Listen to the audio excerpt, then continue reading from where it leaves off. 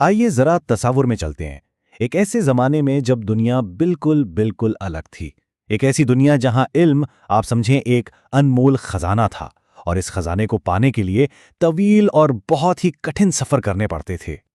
ये वो दौर था जब सफर के लिए घोड़े और ऊंट होते थे और जंगें तलवारों से लड़ी जाती थी। तो इसी पसे मंजर में हमारे हीरो का सफर शुरू होता है। तो ये कहानी है एक ऐसे आलिम की जिसके दिल में इल्म की प्यास ने एक ना बुझने वाली आग सी लगा दी थी। ये उसी जुनून की दास्तान है जिसने उससे एक तकरीबन नामुमकिन सफर पर रवाना कर दिया। लेकिन इस सफर की कीमत बहुत बड़ी थी। उन्हें अपना घर, अपना खानदान, हर तरह का आराम, सब कुछ छोड़ना पड़ा। इल्म हासिल करने के लिए ये उनकी पहली और शायद सबसे बड़ी कुर्बानी थी। और ये सफर सिर्फ जाती कुर्बानियों तक ही नहीं रुका, बल्कि बहुत जल्द जानलेवा खतरात से भर गया। आज ये सोचना भी मुश्किल है, लेकिन उस जमाने में सफर की मंसूबाबंदी जिंदगी और मौत का मामला होती थी। जरा सी गलती और इंसान महीनों तक सहराओं या जंगलों में भटक सकता था, जिसका अंजाम यकीनी मौत था। तो फिर सवाल ये उठता है कि इन्होंने इन हालात का सामना आखिर किया कैसे? क्या वो बच पाए? जी हाँ, वो बार बार मौत के जबड़ों से वापस लौटे। और कमाल ये था कि हर खतरे के बाद उनका अज़्म कमज़ोर होने के बजाय और भी पुख्ता हो जाता था। यहां से कहानी एक नया मोड़ लेती है। इल्म हासिल तो कर लिया, लेकिन अब इसे फैलाने का मरहला आया जो पहले से कई ज्यादा खतरनाक साबित हुआ। उन्होंने जो कुछ सीखा था उसे लिखना शुरू कर दिया। वो अपने वक्त के एक तारीख दान बन गए। लेकिन उनके लिखे हुए सच ने वक्त के बादशाह को नाराज कर दिया, और यहीं से एक नया तसादम शुरू हुआ।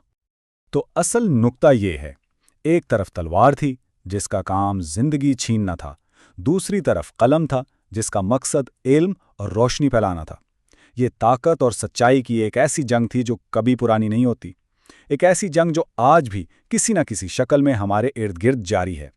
और अगर ऐसी कहानियाँ जो हमें तारीख के इन अहम मार्कों की याद दिलाती हैं, हम सब के लिए अहमियत रखती हैं, तो एक लम्हे के लिए रुक कर हरफ़े हिकायत को सपोर्ट करें।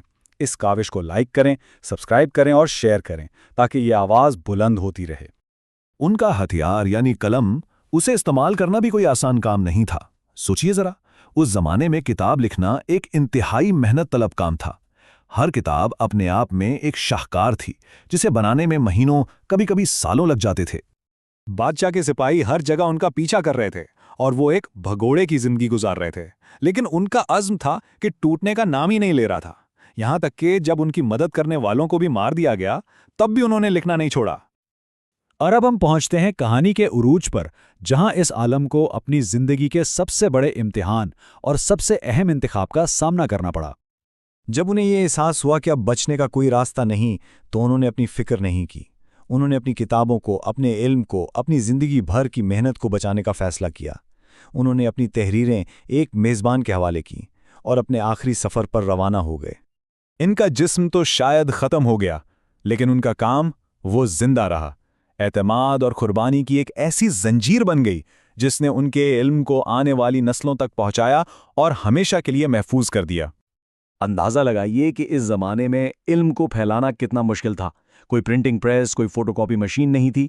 हर एक नुस्खा तैयार करने के लिए हफ्तों की मेहनत लगती थी, जो ये बताता है कि एक किताब उस वक्त कितनी कीमती चीज़ थी।